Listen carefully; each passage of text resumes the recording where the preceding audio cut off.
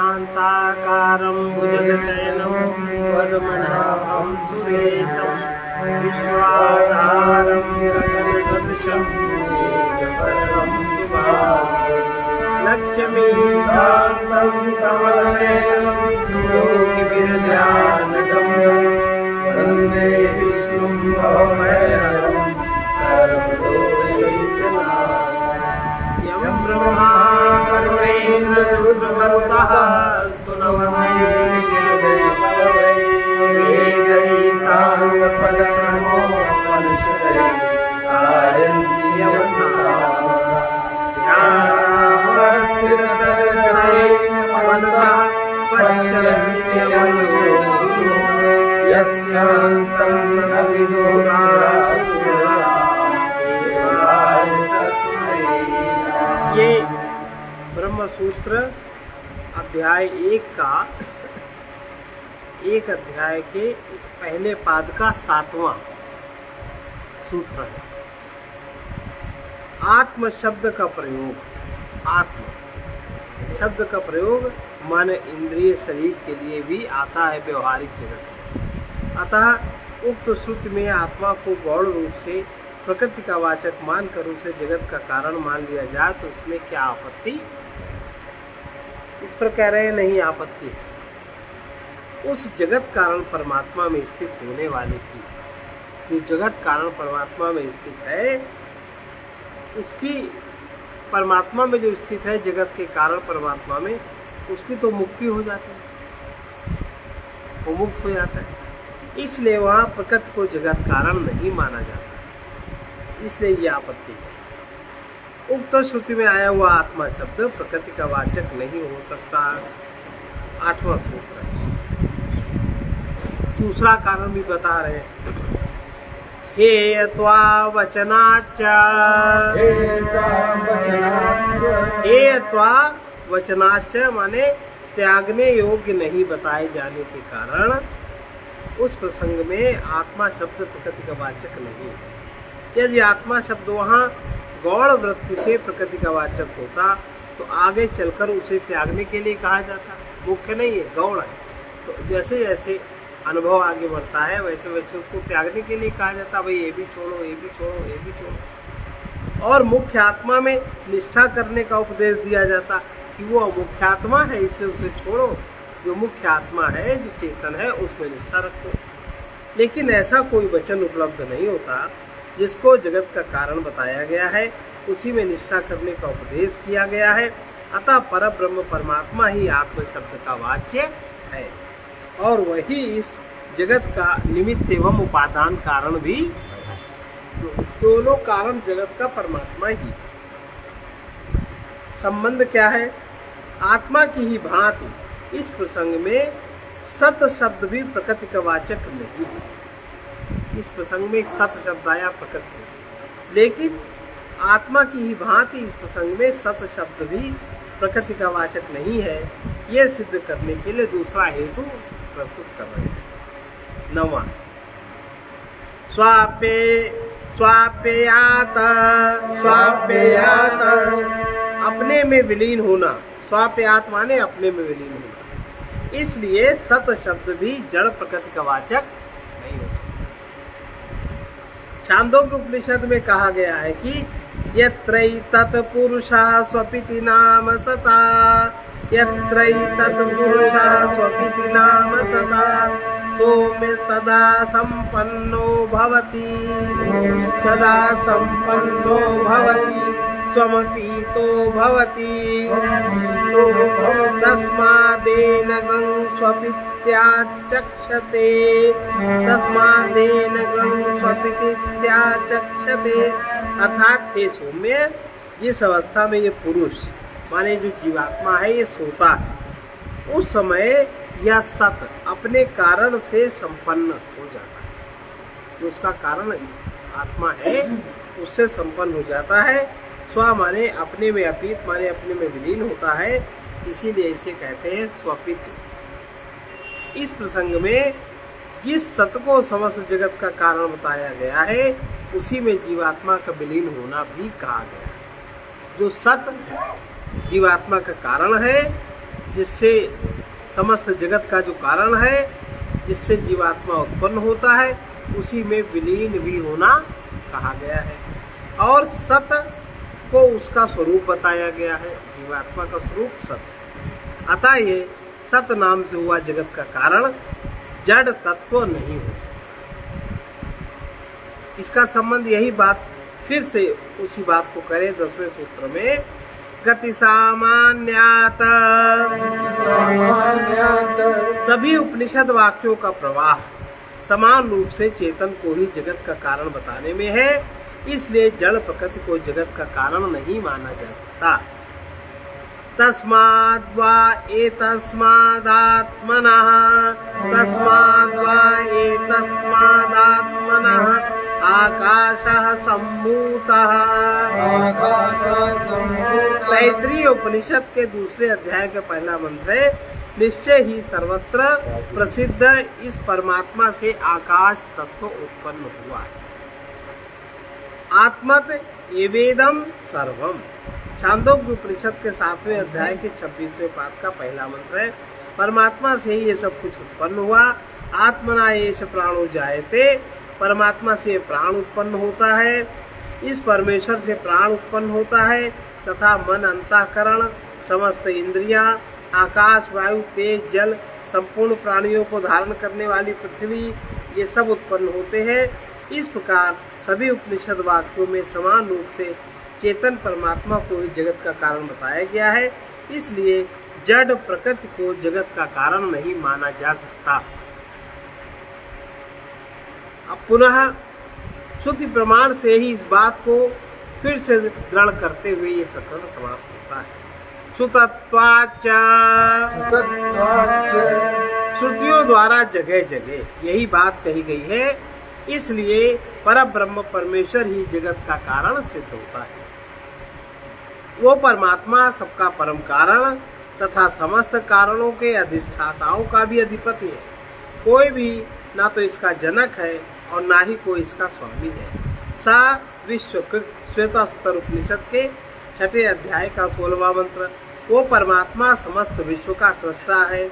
अतः समुद्रा गिरयश्च सर्वे, मुंडक उपनिषद के 2 अध्याय के पहले पाद का 9वां, इस परमेश्वर ने समस्त समुद्र और पर्वत उत्पन्न किए इत्यादि रूप से उपनिषदों में स्थान स्थान पर यही बात कही गई है कि सर्वशक्तिमान सर्वज्ञ परब्रह्म परमेश्वर ही जगत का कारण है।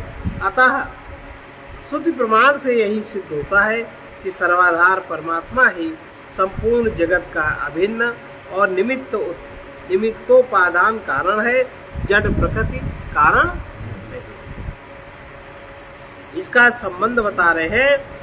स्वापेयात सूत्र में जीवात्मा के स्व माने परमात्मा में विलीन होने की बात कहकर यह सिद्ध किया गया कि जड़ प्रकृति कारण नहीं है, किंतु स्व शब्द प्रत्येक चेतन माने जीवात्मा के अर्थ में भी प्रसिद्ध है।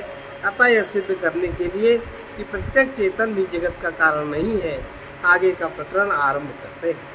तैत्रीय उपनिषद की ब्रह्मानंद वल्ली में षष्ठी की उत्पत्ति का वर्णन करते हुए सर्वात्म स्वरूप परब्रह्म परमेश्वर से ही आकाश आदि के क्रम से षष्ठी बताई गई। उसी प्रसंग में अन्नमय, प्राणमय, मनोमय, विज्ञानमय, आनंदमय इन 5 पुरुषों का वर्णन आया है।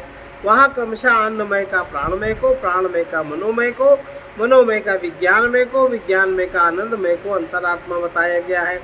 आनंदमय का अंतरात्मा दूसरे किसी को नहीं बताया गया, अपितु उसी से जगत की उत्पत्ति बताकर आनंद की महिमा का वर्णन करते हुए सर्वात्मा आनंदमय को जानने का फल उसी की प्राप्ति बताया गया है और ब्रह्मानंद वल्ली को समाप्त कर दिया गया है। यहाँ ये प्रश्न उठता है कि इस प्रकरण में आनंदमय नाम से किसका वर्णन हुआ है, परमेश्वर का या जीवात्मा का या अन्य किसी का? तर्क आप देखो। इस पर कहा आनंदमयोभ्यासात्, श्रुति में अभ्यासात, श्रुति में बार बार आनंद शब्द का ब्रह्म के लिए प्रयोग होने के कारण आनंदमय शब्द यहाँ पर ब्रह्म परमेश्वर का ही वाचक है। किसी बात को दृढ़ करने के लिए बार बार दोहराने को अभ्यास कहते हैं। तैत्रीय तथा बृहदारण्यक आदि अनेक उपनिषदों में आनंद शब्द का ब्रह्म के अर्थ में बारंबार प्रयोग हुआ है। जैसे तैत्रीय उपनिषद की ब्रह्मानंदवली के छठे अनुवाक में आनंदमय का वर्णन आरंभ करके 7वें अनुवाक में उसके लिए रसो वैसा और रसवंग हेवायम लब्धानंदी भवति को एवान्यात् कहा प्राणयात् यदेश आकाश आनंदो न स्यात् एष एवानंदयाति। दूसरे का 7वां, अर्थात वो आनंदमय ही रस स्वरूप है। यह जीवात्मा इस रस स्वरूप परमात्मा को पाकर आनंद युक्त हो जाता है। यदि वो आकाश की भांति परिपूर्ण आनंद स्वरूप परमात्मा नहीं होता तो कौन जीवित रह सकता, कौन प्राणों की क्रिया कर सकता। सचमुच यह परमात्मा ही सबको आनंद प्रदान करता है, ऐसा कहा गया है। तथा सैषानंदस्य मीमांसा भवति एतमानंदमय आत्मानं मुपसंक्रामति। तैत्रीय उपनिषद के दूसरे अध्याय का 8वां। आनंद आनंदम ब्रह्मणो विद्वान न विभूयति कुतश्चन आनंदो ब्रह्मेति वेजानात् विज्ञान मानंदम ब्रह्म। बृहदारण्यक उपनिषद के तीसरे अध्याय का 9वां 28वां इत्यादि प्रकार से श्रुतियों में जगह जगह पर ब्रह्म के अर्थ में आनंद एवं आनंदमय शब्द का प्रयोग हुआ है। इसलिए आनंदमय नाम से यहाँ उस सर्वशक्तिमान समस्त जगत के परम कारण, सर्वनियंता, सर्वव्यापी, सबके आत्मस्वरूप पर ब्रह्म परमेश्वर का ही वर्णन है। अन्य किसी का वर्णन आनंदमय नाम से नहीं है। जगत में भी जब आनंद का प्रयोग करते हैं तो परमात्मा के लिए ही करते हैं। ये भारत में कहते हैं। और जगह तो आनंद का मतलब एंजॉय। एंजॉय का क्या मतलब, कैसे बना, क्या हुआ, कोई मतलब नहीं। इसलिए इसका संबंध यहाँ एक शंका और होती है कि आनंदमय शब्द में मयट प्रत्यय है। मयट प्रत्यय विकार के अर्थ में प्रयोग किया जाता है। तो परब्रह्म परमात्मा तो निर्विकार है। अतः जिस प्रकार अन्नमय आदि शब्द ब्रह्म के वाचक नहीं है, वैसे ही उन्हीं के साथ आया हुआ ये आनंदमय शब्द भी परब्रह्म परमात्मा का वाचक नहीं होना चाहिए। इस पर क्या कह रहे हैं? विकार 13वां सूत्र है। विकार शब्दान्नेति चेन्न प्राचुर्यात् विकार शब्दान्नेति चेन्न प्राचुर्यात्। यदि कहो मयट प्रत्यय विकार का बोधक होने से आनंदमय शब्द ब्रह्म का वाचक नहीं हो सकता, तो यह कथन ठीक नहीं है। क्योंकि मयट प्रत्यय यहाँ प्रचुरता का बोधक है, विकार का बोधक। कभी कभी विकार के बोध के लिए भी इसका प्रयोग कर देते हैं, लेकिन कभी कभी, लेकिन प्रचुरता के लिए इसका प्रयोग हमेशा करते हैं। तत्प्रकृत वचने मयट, ये पाणिनि का सूत्र है, उसके अनुसार प्रचुरता के अर्थ में मयट प्रत्यय होता है। अतः यहाँ आनंदमय शब्द में मयट प्रत्यय है। यह विकार का नहीं, प्रचुरता अर्थ का ही बोधक है। अतः वो ब्रह्म आनंद घन है, इसी का द्योतक है। इसलिए कहना ठीक नहीं कि आनंदमय शब्द ब्रह्म का वाचक नहीं हो सकता। पर ब्रह्म परमेश्वर आनंद घन स्वरूप है, इसलिए उसे आनंद में कहना सर्वथा उचित है। अब इसके संबंध में जिज्ञासा करते हैं कि जब मयट प्रत्यय विकार का बोधक भी होता, तब यहाँ उसे प्रचुरता का बोधक क्यों माना जाए? जब ये विकार का बोधक भी होता है, तब उसे आप प्रचुरता का बोधक हम क्यों माने? विकार का माने भाई दो है तो हमने ये चुना। विकार बोधक क्यों न मान लिया जाए? करे नहीं, ऐसा नहीं माना जाए। इस पर कह रहे हैं तद तद हेतु व्यपदेशाच, तद हेतु व्यपदेशाच। ये उपनिषदों में ब्रह्म उस आनंद का हेतु बताया गया है। यहाँ मयट प्रत्यय विकार अर्थ का बोधक नहीं है। पूर्वोक्त प्रकरण में आनंदमय को आनंद प्रदान करने वाला बताया गया है। तैत्रीय उपनिषद के दूसरे अध्याय का 7वां, जो सबको आनंद प्रदान करता है, वो स्वयं आनंद घन है। इसमें तो कहना ही क्या, क्योंकि जो अखंड आनंद का भंडार होगा वही सदा सबको आनंद प्रदान कर सकेगा। इसलिए यहाँ मयट प्रत्यय को विकार का बोधक न मानकर प्रचुरता का बोधक मानना ही ठीक है। विचार का बोधक मानना ठीक नहीं है। केवल मयट प्रत्यय प्रचुरता का बोधक होने से ही यहाँ आनंदमय शब्द ब्रह्म का वाचक है। इतना ही नहीं और भी है। 15वां सूत्र कह रहे हैं मात्र वर्णिकमेव चगीयते, मात्र वर्णिकमेव चगीयते। ये जो मंत्राक्षरों में, मंत्र के अक्षरों में जिसका वर्णन किया गया है उस ब्रह्म का यहाँ प्रतिपादन किया जाता है, इसलिए भी ब्रह्म आनंदमय है। तैत्रीय उपनिषद की ब्रह्मानंद वल्ली के आरंभ में जो यह मंत्र आया है, सत्यम ज्ञानमनंतम ब्रह्म यो वेद निहितम गुहायाम परमे व्योमन, निहितम गुहायाम परमे व्योमन सोऽश्नुते सर्वान् कामान्, सह ब्रह्मणा विपश्चिता। अर्थात ब्रह्म सत्य ज्ञान स्वरूप और अनंत है। वो ब्रह्म विशुद्ध आकाश स्वरूप परम धाम में रहते हुए ही सबके हृदय रूप गुफा में छिपा हुआ है। जो उसको जानता है वो सबको भली भांति जानने वाले ब्रह्म के साथ समस्त भोगों का अनुभव करता है। इस मंत्र द्वारा वर्णित ब्रह्म को यहाँ मंत्र वर्णित कहा गया है। जिस प्रकार उक्त मंत्र में उस पर ब्रह्म को सबका अंतरात्मा बताया गया है, उसी प्रकार ब्राह्मण ग्रंथ में आनंदमय को सबका अंतरात्मा कहा है। इस प्रकार दोनों स्थलों की एकता के लिए यही मानना उचित है कि आनंदमय शब्द यहाँ ब्रह्म का ही वाचक है, अन्य किसी का वाचक। अब यदि फिर पूछ रहे हैं आनंदमय शब्द को जीवात्मा का वाचक मान लिया जाए तो क्या हानि है? हाँ अंश है। इस पर भी कह रहे हैं कि नहीं, ऐसा नहीं है। नेतरोनुपपत्ते, ब्रह्म से भिन्न जो जीवात्मा है, ब्रह्म से भिन्न, क्योंकि ब्रह्म में कहीं कोई मैं नहीं दिखता और जीवात्मा में तो भिन्न है कि अभिन्न है? मैं। और ब्रह्म ने कहीं मैं कहा किसी, तो आज तक कोई जाना नहीं जाना। ब्रह्म से भिन्न जो जीवात्मा है वो आनंदमय नहीं हो सकता, क्योंकि पूर्वापर के वर्णन से ये बात सिद्ध नहीं होती। तैत्रीय उपनिषद की ब्रह्मानंद वल्ली में आनंदमय का वर्णन करने के अनंतर यह बात कही गई है, सो अकामयत बहुश्याम प्रजायेति, सतपो अतप्यत सतपस्तप्त्वा इदं सर्वम् असृजत। उस आनंदमय परमात्मा ने ये इच्छा की कि मैं बहुत हूँ, जन्म ग्रहण करूं।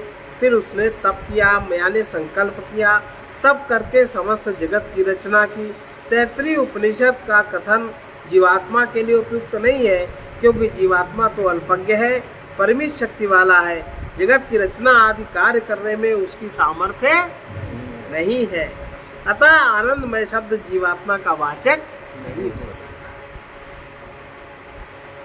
यही बात सिद्ध करने के लिए इसका दूसरा कारण बताएं। ये एक कारण हुआ। अब दूसरा 70वें सूत्र में भेदव्यपदेशाच, जीवात्मा और परमात्मा को एक दूसरे से भिन्न बताया गया। त्वा सुपर्णा सौजा सखाया दो समानम वृक्षम परिशस्व जाते।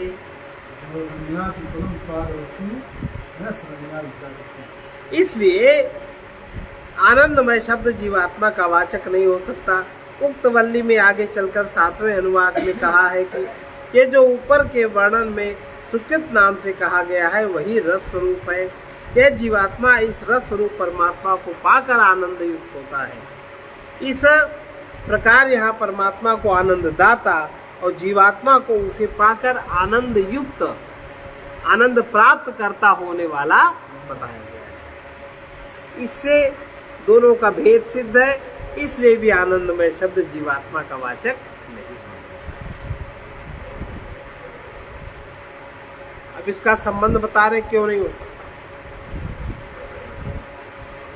आनंद का जो सत्व गुण है, आनंद सत्व गुण में प्रकट होता है। आनंद का हेतु जो सत्व गुण है वो त्रिगुणात्मिका जड़ प्रकृति में भी विद्यमान है ही। अतः आनंदमय शब्द को प्रकृति का ही वाचक क्यों न मान लिया जाए, इस पर कह रहे हैं।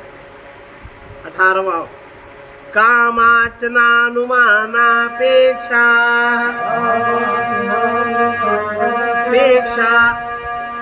कामात आनंदमय में कामना का कथन होने से अनुमान अपेक्षा या अनुमान कल्पित जड़ प्रकृति को आनंदमय शब्द से ग्रहण करने की आवश्यकता ही नहीं। तुम क्यों इसके पीछे पड़े। उपनिषद में जहाँ आनंदमय का प्रसंग आया है वहाँ सो कामयता इस वाक्य के द्वारा आनंदमय में सृष्टि विषय कामना का होना बताया गया है, जो कि जड़ प्रकृति के लिए संभव है। अतः उस प्रकरण में वर्णित आनंदमय शब्द से जड़ प्रकृति को ग्रहण नहीं किया जा सकता। और सत्व गुण है प्रकृति का गुण, सत्व गुण में आनंद हो सकता है इन्होंने कहा, तो वो प्रकृति का गुण है। प्रकृति में कैसे आनंद हो सकता, वो तो जड़ है। परब्रह्म परमात्मा के सिवा प्रकृति या जीवात्मा कोई भी आनंदमय शब्द से ग्रहित नहीं हो सकता। इस बात को दृढ़ करते हुए इस प्रकरण का उपसंहार कर रहे हैं। 19वां सूत्र है, अस्मिन्नस्य चौतद्योगम शास्ति अस्मिन्नस्य च तद्योगम शास्ति। इसके सिवा इस प्रकरण में इस जीवात्मा का उस आनंद से संयुक्त होना माने मिल जाना, इसलिए जड़ तत्व या जीवात्मा आनंदमय नहीं है, क्योंकि जीवात्मा परमात्मा में मिल जाता है। परमात्मा किसी में मिलता नहीं। परमात्मा केंद्र है, जीवात्मा परिधि है, परमात्मा केंद्र है। 33 उपनिषद के दूसरे अध्याय के 8वें मंत्र में श्रुति कहती है, स एवं विद एतदमानंदमयात्मानम् उपसंक्रामति, अर्थात इस आनंदमय परमात्मा के तत्व को इस प्रकार जानने वाला विद्वान अन्नमय आदि समस्त शरीरों के आत्मा स्वरूप आनंदमय ब्रह्म को प्राप्त हो जाता है। बृहदारण्यक श्रुति का भी कथन है, ब्रह्मैव सन ब्रह्मापेति, अर्थात जो कामना रहित हो जाता है, कामना रहित यानी जो आत्मकाम हो जाता है, वही पुरुष ब्रह्म रूप होकर ब्रह्म में लीन होता है। बृहदारण्यक उपनिषद के 4:4-6 में श्रुति के इन वचनों से यह स्वतः सिद्ध होता है कि जड़ प्रकृति या जीवात्मा को आनंद नहीं माना जा सकता, क्योंकि चेतन जीवात्मा का जड़ प्रकृति में अथवा अपने ही जैसे परतंत्र दूसरे किसी जीव में लय होना नहीं बन सकता। इसलिए एकमात्र परब्रह्म परमेश्वर ही आनंदमय शब्द का वाच्यार्थ है और वही संपूर्ण जगत का कारण है, दूसरा कोई जगत का कारण नहीं। 33 श्रुति में जहाँ आनंदमय का प्रकरण आया है वहाँ विज्ञानमय शब्द से जीवात्मा को ग्रहण किया गया है, किंतु बृहदारण्यक में विज्ञानमय को हृदयाकाश में शयन करने वाला अंतरात्मा बताया गया है। अतः जिज्ञासा होती है कि वहाँ विज्ञानमय शब्द जीवात्मा का वाचक है अथवा ब्रह्म का। इसी प्रकार छांदोग्य उपनिषद के 1:6 में जो सूर्य मंडलावर्ती हिरण्यमय पुरुष का वर्णन आया है, वहाँ भी ये शंका हो सकती है कि इस मंत्र में सूर्य के अधिष्ठाता देवता का वर्णन हुआ है या ब्रह्म का। अतः इस निर्णय के लिए आगे का प्रकरण आरंभ किया जाता है। अब आगे का प्रकरण है 20वां मंत्र। अंतस्तद्धर्मोपदेशात्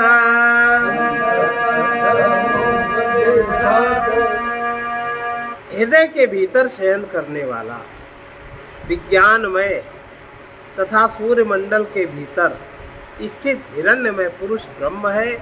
तद्धर्मोपदेशात्, क्योंकि उसमें उस ब्रह्म के धर्मों का ही उपदेश किया गया है। ये एक 20वां मंत्र है। ये हम लोग कल आरंभ करेंगे और ये अध्याय पूरा समाप्त आज छूट जाएगा।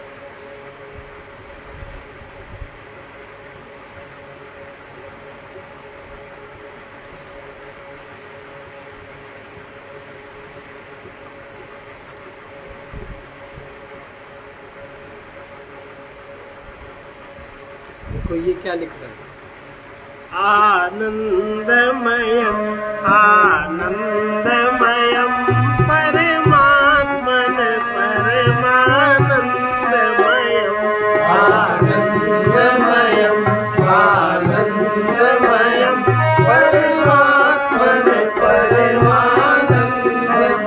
इसलिए हमेशा आनंदमय शब्द का प्रयोग, आनंद शब्द का प्रयोग केवल परमात्मा के लिए आता है। परमात्मा आनंद स्वरूप है। प्रकृति के लिए सुख का, जीवात्मा के लिए सुख का प्रयोग होता है। उसको मिला वो सुखी हो गया, क्योंकि उसका बीज अणुकण रूप में जीव के अंतर हृदय में है और बीज का विस्तार बाहर प्रकृति में है। तो बीज जब अपने बाहर के तत्व से मिला तो सुखी हो ये जीव। और परमात्मा में कोई भी बीज या कोई भी कुछ भी नहीं, वो आनंद आनंदमयम आनंदमयम परमात्मन परमानंदमयम आनंदमयम आनंदमयम परमात्मन परमानंदमयम। देखिए इस गीत में भी आनंदमय शब्द का प्रयोग परमात्मा के लिए हुआ। परमात्मा की विशेषताएं बताई, कहीं भी जीव या प्रकृति का नहीं है। आगे सुनेंगे।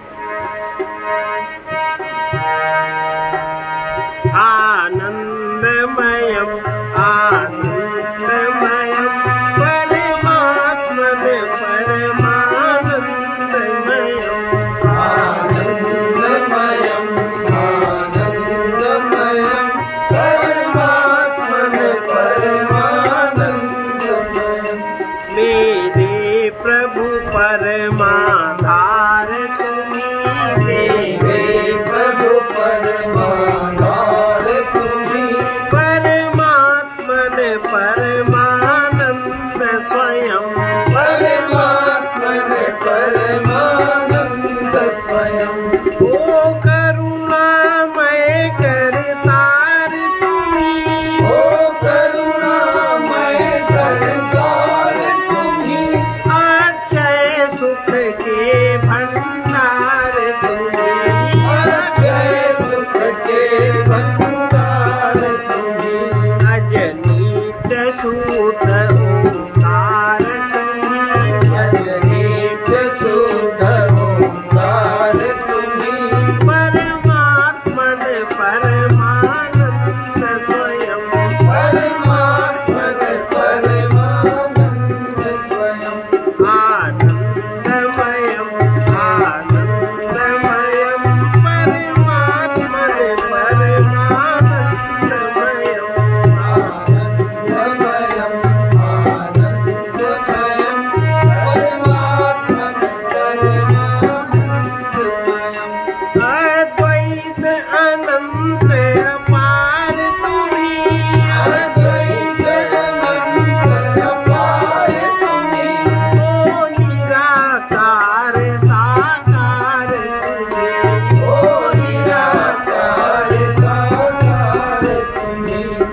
प्रभु गुप्त प्रकट सत सार तुम्ही, प्रभु गुप्त प्रकट सत सार तुम्ही, परमात्मन परमानंद स्वयं, परमात्मन परमानंद स्वयं, आनंदमयम् आनंदमयम् परमात्मन परमानंद स्वयं, आनंदमयम् आनंदमयम् परमात्मन परमानंद स्वयं, ओ सुंदर प्रेमागार तुम्ही, ओ सुंदर प्रेमागार तुम्ही, जग के हो मूलाधार तुम्ही, जग के हो मूलाधार तुम्ही, ओ पालक परम उदार तुम्ही, ओ बालक परम उदार तुम्ही, परमात्मन परमानंद स्वयं, परमात्मन परमानंद स्वयं, आनंदमयम् आनंदमयम् परमात्मन परमानंदमयम्, आनंदमयम् आनंदमयम् परमात्मन परमानंद स्वयं, भवनिधि से केवन हार तुम्ही, भवनिधि से केवलहार तुम्ही, करते सब विधि उद्धार तुम्ही, करते सब विधि उद्धार तुम्ही, ओ पथिक जीवनाधार तुम्ही, ओ पथिक जीवनाधार तुम्ही, परमात्मन परमानंद स्वयं, परमात्मन परमानंद स्वयं, मेरे प्रभु परमाधार तुम्ही, मेरे प्रभु परमाधार तुम्ही, अजनित्य शोध ओंकार तुम्ही, अजनित्य शुद्ध ओंकार तुम्ही, अद्वैत अनंत अपार तुम्ही, द्वैत अनंत अपार तुम्ही, ओ सुंदर प्रेमागार तुम्ही, ओ सुंदर प्रेमागार तुम्ही, जग के हो मूलाधार तुम्ही, जग के हो मूलाधार तुम्ही, ओ पालक परम उदार तुम्ही, ओ बालक परम उदार तुम्ही, भवनिधि से केवन हार तुम्ही, भवनिधि से केवलहार तुम्ही, करते सब विधि उद्धार तुम्ही, करते सब विधि उद्धार तुम्ही, ओ पथिक जीवनाधार तुम्ही, ओ पथिक जीवनाधार तुम्ही, परमात्मन परमानंद स्वयं, परमात्मन परमानंद स्वयं, प्रभु गुप्त प्रकट सत सार तुम्ही, प्रभु गुप्त प्रकट संसार तुम्ही, परमात्मन परमानंद स्वयं, परमात्मन परमानंद स्वयं, आनंदमयम् आनंदमयम् परमात्मन परमानंदमयम्, आनंदमयम् आनंदमयम् परमात्मन परमानंदमयम्। अब इसमें जो प्रभु शब्द आया ना, प्रभु का अर्थ होता है आत्मा। उसमें मांडूक्य उपनिषद में प्रभु माने आत्मा। प्रभु मेरे प्रभु परमाधार तुम, आत्मा ही सबका आधार है। आगे प्रभु गुप्त प्रकट सत्सार तुम, प्रभु माने आत्मा गुप्त है, प्रकट भी है और सत्सार माने जो भी दिख रहा है उसमें सार वही है। और ये है, इसका संत वचन है नित्य। देखिए परमात्मा की महिमा में है ये, जो अभी जो पढ़ा हम लोगों ने, नित्य आनंद में रहना ही सच्ची आस्तिकता है। आस्तिक कौन? जो आनंद में रहता है। परमात्मा को कौन मानता है? जो आनंद में है। जो दुखी है वो परमात्मा का भक्त नहीं हो सकता। दुखी वही होगा जिसको ये चाहिए वो चाहिए वो चाहिए, जिसकी चाह कभी पूरी ना हो। तो बड़ा निम्न जीव है, तमोगुण वाला जीव है। सत्य गुण वाले में भी चाह होता है, तभी तो परमात्मा से मिलता है। इसमें जगह है तो वो है सुख के भंडार में, उसका उत्तर शायद नीचे होगा। सब में जगत में तुम्हें तो व्याप्त सुख है, आया है वो अक्षय सुख के भंडार। अभी बता रहे ये है, ओ करुणामय करतार तुम्ही हो, करुणामय करतार अक्षय सुख के भंडार तुम्ही, अक्षय सुख के भंडार तुम्ही, अजनीत शुद्ध ओंकार तुम्ही, अजनीत शुद्ध ओंकार तुम्ही, परमात्मन परमानंद स्वयं, परमात्मन परमानंद स्वयं। पहली बात इसमें स्वयं शब्द का प्रयोग है। स्वयं माने आत्मा, स्वयं माने साक्षी, है ना। और वो करुणामय करतार तुम, एक करुणा करने वाले जीव पे वो कर्म केवल तुम्हारे ही द्वारा हो सकता है। करुणा सतत प्रवाही, अक्षय सुख के भंडार, जो सुख कभी क्षय नहीं होता। एक बार अगर आनंदमय में आ गए फिर वो आनंदमय कभी क्षय न होए। आप फिर रहो जगत में, रहो पदार्थों में, चाहे जो भी करो, फिर आपका सुख अंदर अक्षय सुख निश्चित होता रहता है। ये इसका भाव। तब पदार्थ तो क्षय होता है, परिस्थिति तो बनती बिगड़ती है, व्यक्तियों का संयोग तो वियोग आदि होता, साफ सब कुछ होता है, लेकिन आपके अंदर का जो सुख है वो अक्षय सुख सदा निश्चित होता रहता है। तो सब परिस्थितियां और सब साइट होता रहता है। किसी परिस्थिति के को लेकर के आपके अंदर दुख का सृजन नहीं हो सकता। ये मतलब वो परिस्थिति तो होगी भाई। दुख मुख्य रूप से वियोग का दुख बड़ा भयानक, अपमान का दुख, अभाव का दुख, तीन दुख तो बड़े मुख्य हैं। अपमान का, अभाव का, वियोग का, ये सबसे बड़ी दुख। ये तो होगा ही जगत में।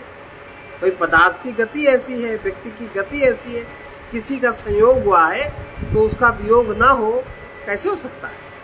अब कोई किसी विधि, कोई किसी विधि, कोई कैसी विधि, कोई 4 साल, कोई 40 साल, कोई 80 पर है।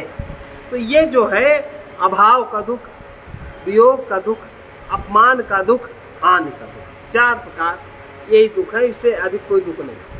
अपमान का, अभाव का, हानि का और वियोग का, 4 दुख। ये तो आएगा ही जगत में। शरीर है, शरीर से संबंधित पदार्थ भी रहेगा। तो इसके लिए अक्षय सुख को करुणामय, उस करुणामय की करुणा समझ में आ जाए कि दुख इसलिए है कि तुम क्षय से हट के अक्षय में आ जाओ। और अक्षय सुख के भंडार का स्रोत आपके अंदर खुल जाए। माने आपका जो जीव, जो आप जीव, जो मैं है, वो आप स्वयं हो जाए, वो आप परमात्मा में लीन हो जाए, आप आत्मा में लीन होकर साक्षी हो जाए। तो अक्षय सुख का भंडार तुम्ही, जो तुम अक्षय सुख के भंडार हो, ये हृदय रूपी खिड़की से आप जागृत हो जाओगे किसी भी शरीर में। तो बाहर सब कुछ होगा, लेकिन भीतर से अक्षय सुख का कभी क्षय नहीं हो। उसके भंडार तुम ही हो, और वो उसका भंडार तुम ही हो। ये समझ में कैसे आएगा? आप इस बात को समझेंगे कैसे? आगे की लाइन लिखिए, अज, जो अज है माने जो कभी उत्पन्न नहीं हुआ, शुद्ध है जो कभी अशुद्ध नहीं होता, नित्य है जो अनित्य नहीं है, ओंकार है, माने जागृत स्वप्न सुषुप्ति तुरीय अवस्था जिसमें हमेशा होती रहती है। आज नित्य शुद्ध ओंकार तुम्ही, जब ये बात आप समझ जाओगे तब अक्षय सुख का भंडार का स्रोत अंदर जागृत हो जाएगा। दुख के अवसर होंगे, परिस्थितियां होंगी, क्योंकि आप भैया यही रहना है। जब जग में यदि रहना है, सुख के संग दुख सहना ही है, तो अब सहे का है सहने की। अब जितनी अपनी बुद्धि युक्ति आदमी साधन जुटाता है दुख से मुक्त होने का, तो दुख से मुक्त होने का ही सबसे बड़ा साधन, इसको जुटा लो। दुख से मुक्त होने का साधन पदार्थ नहीं है। पदार्थ तो आपको सीमित करेगा।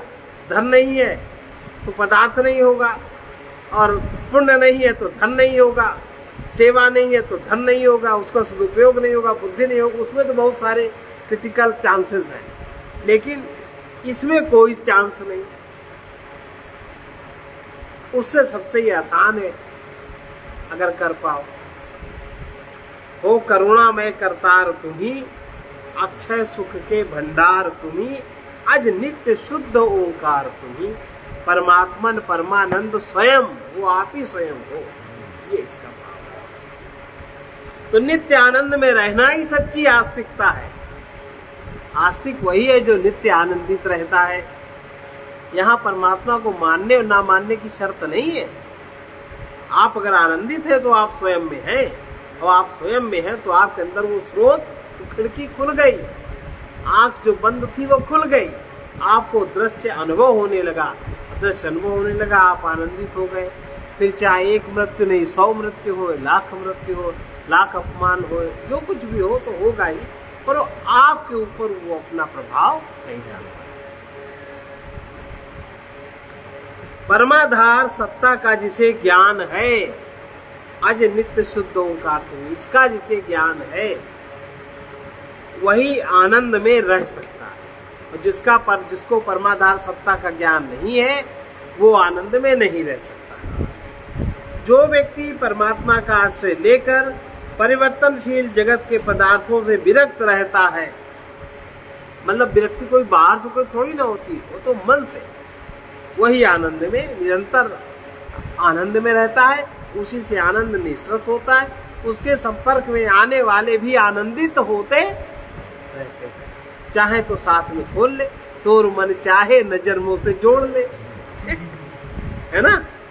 और नहीं जोड़ो, नजर अगर जुड़ी तो कुछ तो हो ही जाएगा, और जो हो जाएगा वो आनंद होगा, नहीं तो नहीं। सदगुरु सगरा में एक दाई बोर। सर्वे भवन्तु सुखिनः,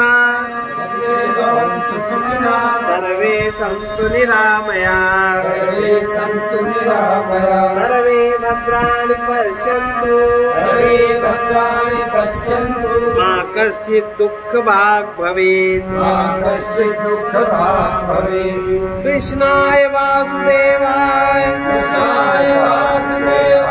हरे परमात्मने प्रणतक्लेशनाशाय गोविन्दाय नमो नमः। असतो मा सद्गमय,